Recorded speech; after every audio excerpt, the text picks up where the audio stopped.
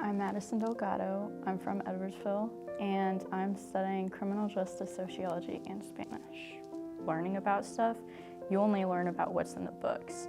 Whenever you can go out to the community partner, you can ask them questions that may not be in the books or online, and you get to see physically what's happening there and how people interact with each other there. Our codes group is very, very diverse, and I feel it is a very unique classroom. You learn something new about someone every single day.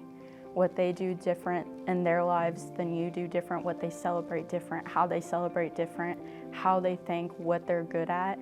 And it's just very unique to learn how to work as a group with different people that aren't the same as you and still all build to the same goal. You all want to make the world a better place, and we're all starting with Alton. So that is very different than what everyone else is doing, and we also get more hands-on work.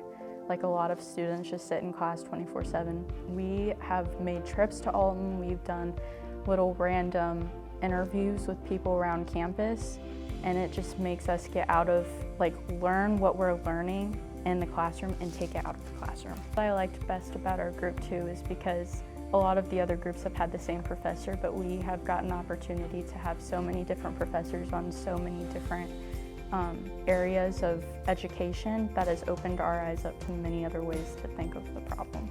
Codes is not just students, we are a family now. Ever since we have met each other, it is just a big family. We make mistakes together, we fix our mistakes together, we take our pride together, and we learn together.